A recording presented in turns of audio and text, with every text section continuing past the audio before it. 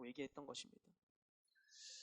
부자는 금덩어리를 잃고 슬퍼했지만 사실 금이 있다고 해서 그의 삶이 달라지는 건 없는 것이죠. 그냥 거기에 그게 파묻혀 있을 뿐인 것이죠. 그가 슬퍼한 것은 무엇인가 하면 금을 소유하지 않았다라는 그 탐욕의 좌절로 인한 것이었습니다. 하지만 부자에게 제안한 친구의 말과 같이 다르게 생각해 보면 탐욕이 주는 그 슬픔이라는 것은 허상에 불과한 것이죠. 탐욕은 우리의 감정을 조종합니다. 제가 예전에 버스를 탔는데 버스에서 그 뒷출입구 바로 앞에 있는 자리를 제가 굉장히 좋아했었거든요. 근데 거기를 앉으려고 하는데 제가 앉으려고 딱 가고 있는데 제 시야 밖에 있었던 아저씨가 가서 거기 탁 앉으시는 거예요. 그래서 거기에 못 앉고 그 뒤에 바퀴 위에 걸쳐져 있는 의자에 앉게 되었습니다. 그 자리에 앉아서 이제 가방 앞에 놓고 이제 무릎을 이렇게 가슴까지 올린 다음에 그 아저씨의 뒤통수를 보는데 너무나 미운 거예요, 그 아저씨가. 되게 신기한 거 아닙니까? 그 순간에 너무 신기하다는 생각을 하게 됐어요. 이 자리는 내 것도 아니고 내 이름도 써 있지 않고 처음부터 내 것이 아니었는데 근데 그거 뺏겼다고 내 마음이 이렇게 괴롭다니. 그렇죠? 소유하지 못한 것으로 인한 괴로움이라는 것은 그처럼 허망한 것이죠. 아무 의미 없는 것인데 이 탐욕으로 인하여서 우리 감정이 지배를 당하게 되는 것입니다. 하지만 우리가 탐욕을 다스리면 우리의 마음도 안정을 찾게 되는 것이죠. 우리가 탐욕을 이김으로 감정의 자유를 얻어야 되는 것입니다. 셋째, 탐욕은 의지를 지배합니다. 우리 7절부터 16절 말씀 함께 읽도록 하겠습니다. 시작.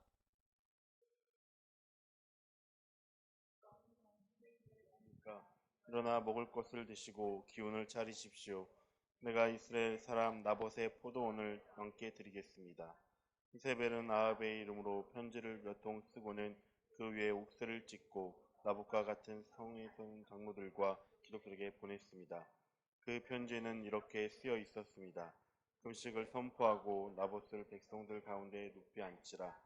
그리고 2명의 건달을 나봇의 맞은편에 앉히고 나봇이 하나님과 왕을 저주했다고 증언하게 하라.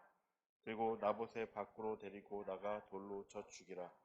그리하면 성에서 있던 장로들과 기독들은 이세벨의 편지에 지시한 대로 했습니다. 그들은 금식을 선포하고 나봇을 백성들 가운데 높이 앉혔습니다.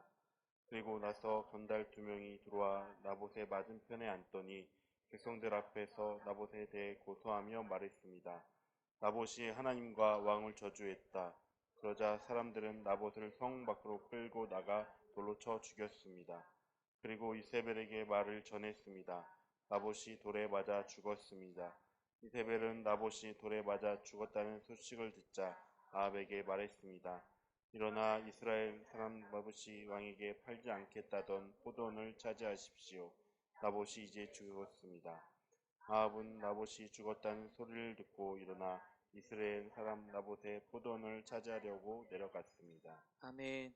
아합에게서 사건의 자초지종을 들은 이세벨은 왕의 태도가 이해되지 않았습니다. 왜냐하면 이세벨은 그 시돈의 왕이자 제사장이었던 엣바알의 땅이었거든요. 그래서 당시 고대 근동 국가들에 있었던 그 전제 군주의 권력을 곁에서 경험한 사람이었습니다. 근데 왕이 원하는데 왜 갖지 못해? 라고 당연하게 생각했었던 것이죠. 하나님께서 다시 다스리시는 그 땅에 대한 그 신정국가의 개념이 바알과 아세라를 섬기는 이세벨에게는 없었던 것입니다. 이세벨은 아합에게 땅을 갖게 해주겠다고 약속하고 거침없이 일을 진행합니다. 그래서 자신이 직접 왕의 이름으로 편지를 쓰고 왕의 인장인 옥쇠로 임봉해서 나봇과 그 성의 장로들과 귀족들에게 보냅니다. 그 편지의 내용은 무엇인가 하면 지역사회 모두가 알도록 나봇을 피고로 하는 재판을 진행하는 것이었어요.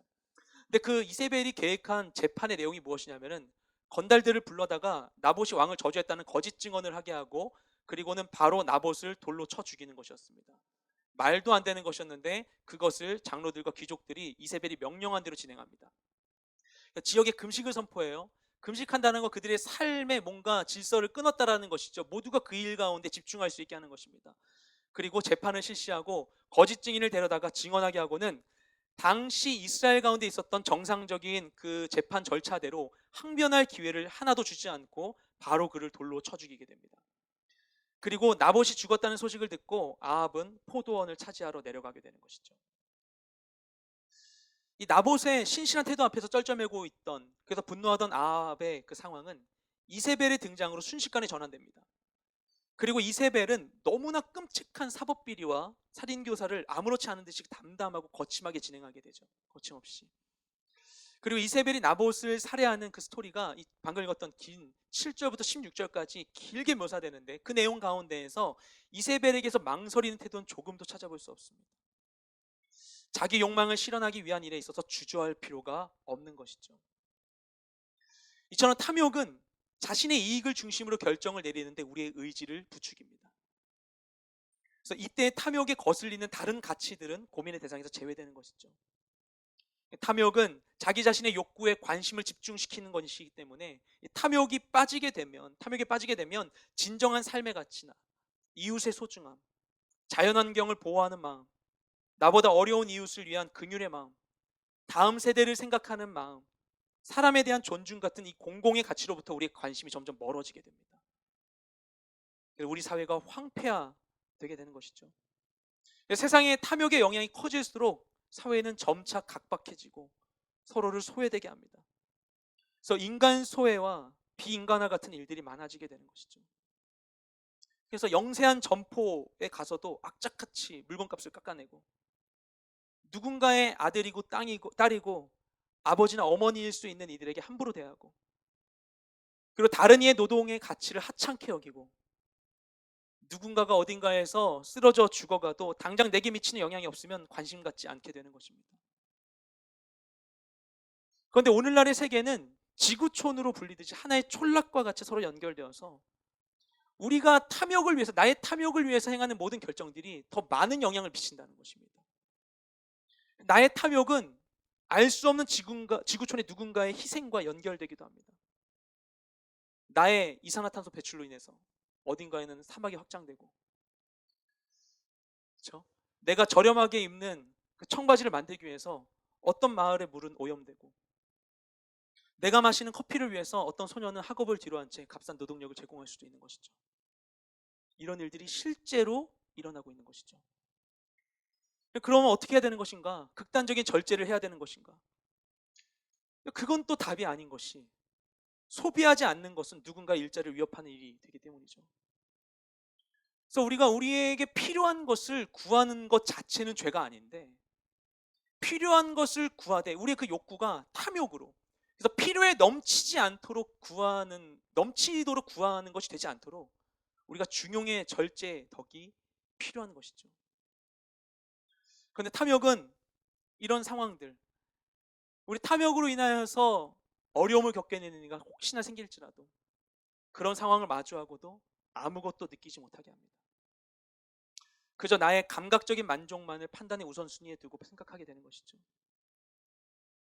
탐욕이 커져갈수록 우리는 잔인한 선택과 결정을 아무렇지 않게 할 수 있게 됩니다.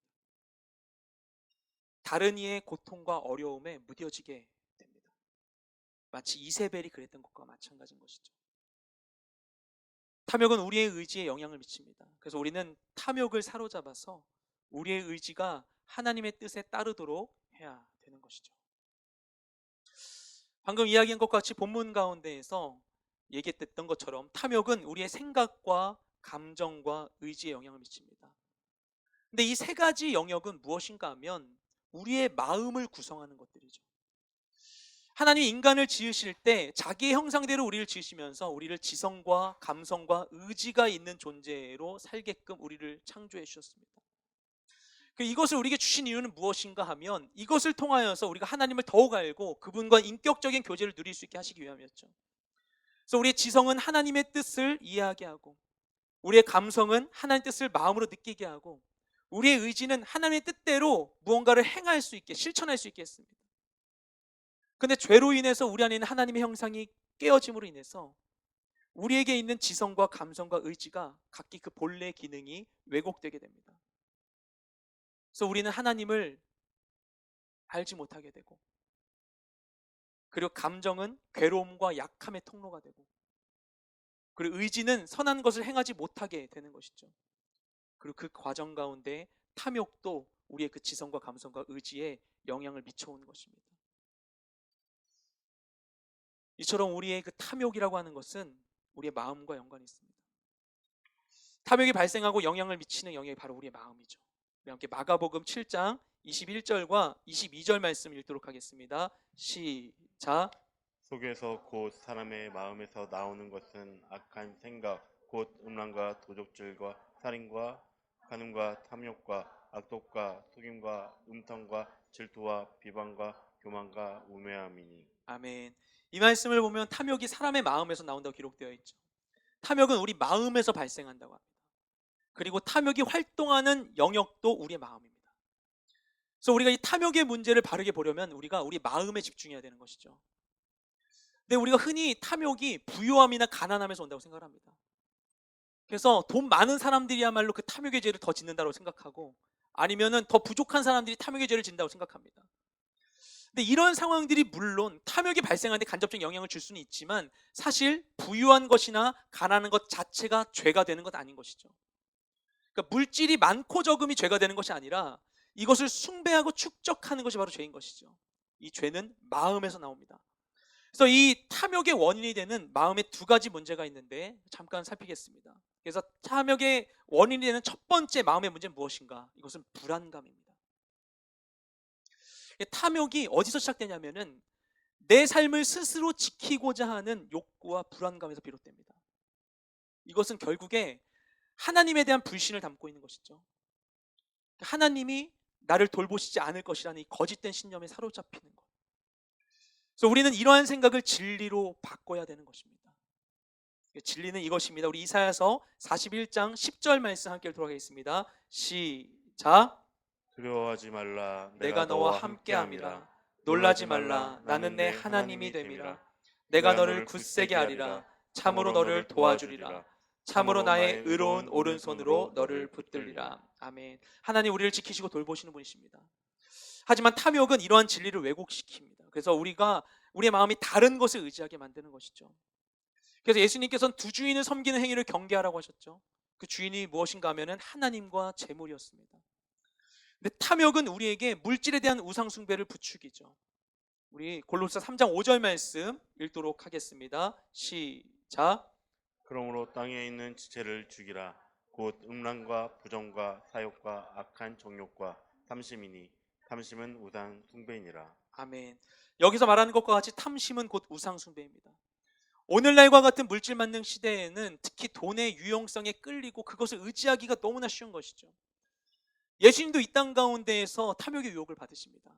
공생일을 시작하실 때 40일간 광야에서 시험 받으신 중에 세 번째 마지막 유혹이 무엇인가 하면, 사단이 예수님을 가장 높은 산 위에 올리고는 세상 모든 만물들을 보여줍니다. 모든 천하 만국과 그 영광을 보여주고서는 뭐라고 말하냐면은 나에게 엎드려 경배하면 이 모든 것을 너에게 주겠다고 얘기합니다. 예수님이 분명 하나님이시지만 인간의 몸으로 오셨기 때문에 그것이 예수님께 유혹이 되었던 것이죠. 근데 예수님께서 그 유혹을 이기십니다. 그 달콤한 유혹을 이기시면서 하신 말씀이 무엇인가 하면 이것이었습니다. 주 너의 하나님께 경배하고 다만 그를 섬기라 하였느니라. 우리의 불안감을 틈타서 역사하는 탐욕을 막는 방법은 무엇인가 하면 우리의 유일한 바위와 피난처 되시는 하나님께로 나아가는 것입니다. 그래서 우리는 하나님에게서 비롯된 안정감을 누려야 돼요. 하나님이 나의 피난처가 되신다는 것을 우리가 경험해야 됩니다.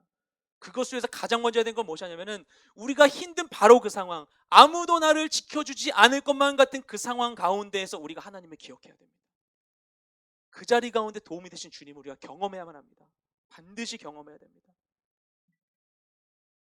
그리고 이 예배가, 우리가 드리고 있는 예배와 이 모든 신앙의 행위들이 여러분들 가운데 그런 역할을 하는, 그런 기능하는 영적인 안식처가 되기를 소망합니다.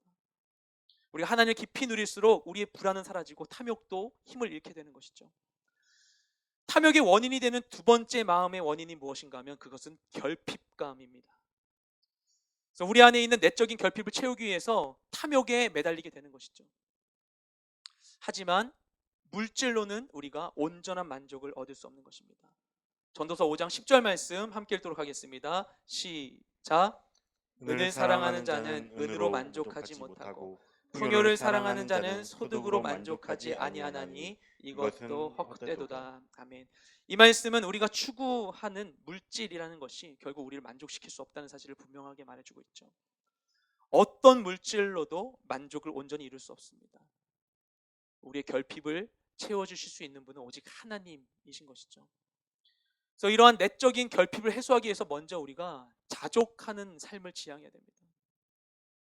우리의 소유와 만족이 늘 정비례하지 않기 때문입니다. 사람은 가진다고 만족하지 않죠. 우리가 만족하지 못하는 것은 보통 부족해서가 아니라 내가 원하는 만큼 갖지 못했다고 생각하기 때문입니다. 만족할 수 없다면 그러면 가져도 가난할 수밖에 없는 것이죠. 그래서 주신 것에 감사하고 누릴 수 아는 삶이 필요한 것입니다. 그리고 내적 결핍을 해소하기 위해서 다른 방법은 무엇인가 하면은 진짜 만족을 지향하는 것입니다. 우리 히브리서 10장 34절 말씀 함께 읽도록 하겠습니다. 시작. 너희가 갇힌 자를 동정하고 너희 소유를 빼앗기는 것도 기쁘게 당한 것은 더 낫다고 하느니라. 아멘. 히브리서 저자는 초대교회 유대인들 향해서 너희는 소유를 빼앗기면서도 기뻐했다라고 이야기하고 있습니다. 왜냐? 자신의 재산이 강탈당하고 있는데도 불구하고 왜 기뻐하는 것인가? 이건 상식적인 일이 아닌데. 근데 그들이 기뻐할 수 있었던 이유는 무엇인가 하면 이는 그들에게 빼앗긴 것보다 좋은 영원한 소유에 대한 믿음이 있었기 때문이라는 것입니다. 그래서 우리 인생 가운데 그냥 물질보다 진짜 가치 있는 것을 만나게 되면 그러면 영원하지 않은 것에 대한 우리의 흥미가 낮아지게 된다는 것입니다. 그래서 가져도 똑같이 상실감을 갖게 되고, 그렇죠? 예전과 같은 상실과 결핍 가운데 동일한 눈물을 흘려야 되는 그 삶의 굴레로부터 벗어나게 되는 것이죠. 저번에 나눈 적 있지만 기독교 다큐멘터리 가운데 팔복 가난한 자는 복이 있나니 라는 영상이 있습니다. 거기에 등장하는 최춘선 할아버지가 이렇게 이야기하세요. 세상에서 부러운 사람이 없고 무서운 사람이 없고 미운 사람이 없고 보기 싫은 사람이 없고 얼마나 감사한지요. 부러운 사람이 없는 사람은 법률 없이 1등 부자예요. 미운 사람이 없는 사람은 1등 권세예요. 세상 왕들의 억만배 권세예요. 하나님의 사랑을 경험하게 되니까 내게 있었던 모든 소유가 내게 더 이상 아무 필요가 없게 되고 그 가운데 진정한 소망을 꿈꾸며 살아갈 수 있게 되더라는 것입니다. 우리가 진짜를 경험한다면 세상이 부럽지 않게 되는 것이죠. 그래서 우리는 눈에 보이는 물질보다 더 가치 있는 진정 우리를 만족시킬 것을 바라봐야만 하는 것입니다. 우리 고린도후서 4장 18절 말씀을 함께 읽도록 하겠습니다. 시작. 우리가 주목하는 것은 보이는 것들이 아니라 보이지 않는 것들입니다. 보이는 것들은 잠깐이나 보이지 않는 것들은 영원하기 때문입니다. 네.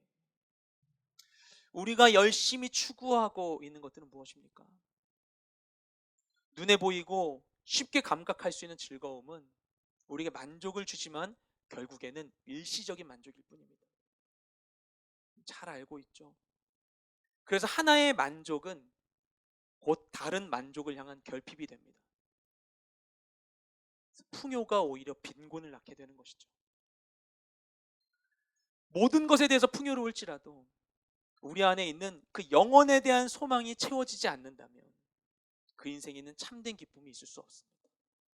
우리는 잠시 있다 사라져버릴 그 짧은 만족을 줄 수 있는 하찮은 것을 통해 만족하도록 지어진 존재가 아니기 때문인 것이죠. 전도서 3장 11절 말씀 가운데 하나님 말씀하시기를 모든 것을 하나님이 지으시되 때에 따라 아름답게 창조하셨고 사람에게는 영원한 것을 사모하는 마음을 주셨느니라. 내가 만족하지 못하는 것은 그저 내가 원하는 것 그거 조금 더 얻지 못해서 내가 원하는 것 성취하지 못해서 그래서 내가 만족하지 못한 채 이 결핍 가운데 머물러 있는 게 아니라는 것입니다.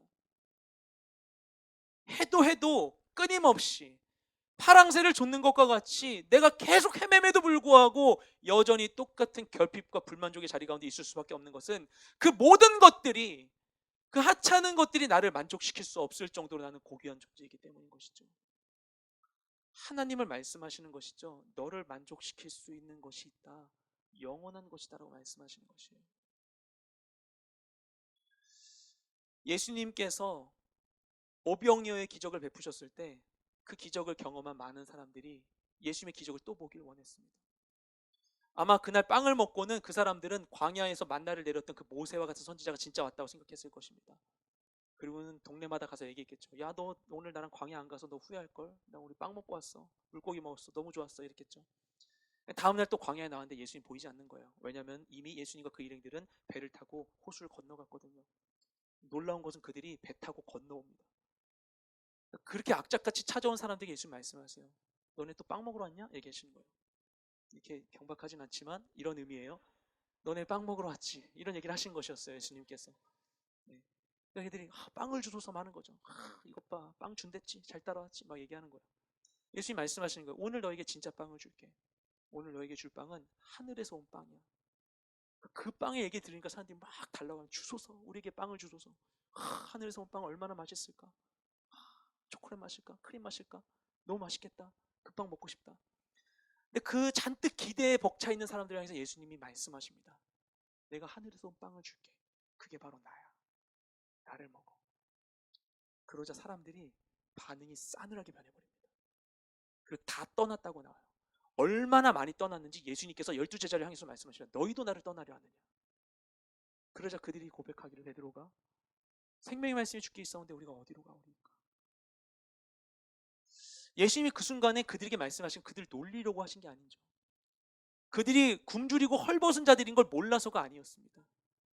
예수님 말씀하시는 거예요. 너네 빵 먹지, 먹으면 배부르지, 만족스럽지. 하지만 너는 다시 배고플걸. 너희 조상들이 광야에서 만나 먹은 거 부럽니? 너희 조상들은 어떻게 된지 알아? 결국 광야에서 죽고 말았어. 나는 너희의 필요를 알아. 너희 그 빵 먹으면 만족스럽지만 이 빵은 너희를 영원히 만족시켜 줄 수 없다는 걸 알아. 하지만 나는 너희의 진짜 갈망을 알고 있는데, 진짜 너희를 채워줄 수 있는 걸 알고 있는데 그건 바로 나야. 나를 먹어라 말씀하신 것이죠. 예수님 오셔서 그들의 진짜 갈망과 진짜 필요를 채워주기 원하시는데 아무도 그거를 모르는 거예요. 허망한데 종로를 타면서 내게 빵이 없다고 울부짖고 있는 것입니다. 우리의 욕구는 무엇을 향하고 있습니까? 난 무엇을 갈망하고 있습니까? 보이는 수많은 것을 갈망하고 있지만 그렇게 찾아서 이 자리까지 왔는데 그렇게 해서 우리 인생이 정말 풍족해졌습니까? 우린 만족하며 살았습니까? 열심히 살았는데 왜 우리는 여전히 결핍 가운데 아픔 가운데 머물러야 하는 것이죠? 그 이유는 자명합니다. 우린 이미 알고 있습니다. 우리가 찾고 있었던 것이 우리에게 만족을 주지 못했다는 것이죠. 주님은 말씀하시는 거예요. 너희의 필요를 내가 알아. 내가 너를 지었어. 난 너를 알아. 너에게 진짜 필요한 걸 알아. 그건 나야. 나를 찾아라. 말씀해 주시는 것이죠. 하나님 우리에게 갈망을 허락해 주셨습니다. 그리고 우리에게 만족을 주길 원하세요. 우리가 오해하면 안 돼요. 하나님은 너무나 거룩한 분이어서 나 같은 하찮은 사람의 욕구에는 아무런 관심 없을 거라고 생각할 수 있어요. 그러지 않아요. 하나님 우리 욕구에, 우리 욕망에 관심 있으십니다. 그 우리의 갈망을 하시고요. 우리가 만족을 알기를 원하세요. 만족을 경험하기를 원하세요. 우리 모든 것을 채워주고 넘치게 하신 하나님 어떤 분이신지 우리가 경험하게 되길 원하세요. 내게 입을 벌리라 내가 채우리라 말씀하시는 주님이십니다. 그런데 우리의 탐욕은 우리의 시선이 하나님께로 향하는 것을 막고 우리가 그냥 감각적인 만족에 머물게 합니다. 우리 하찮은 존재로 만들어버리는 거예요. 마치 통증이 있는데 이것에 대한 근본적인 치료는 하지 않고 그냥 마취제로만 계속 때우고 있는 것과 마찬가지인 것이죠. 탐욕이 우리에게 주는 만족은 그런 것입니다. 잠시 통증을 잊게 만들어주는 것. 하지만 주님은 우리의 삶 가운데 온전한 생명과 기쁨을 주기를 원하십니다. 주님 우리에게 진짜 만족을 주기를 원하십니다. 갈망하고 추구해도 아무것도 얻을 수 없는 그 탐욕의 거짓된 유혹을 버리고 진정한 만족을 위해서 하나님을 향해 한 걸음 한 걸음 나아가는 우리 모두가 되시기를 주님의 이름으로 축복드립니다. 시간 기도하며 나아가겠습니다.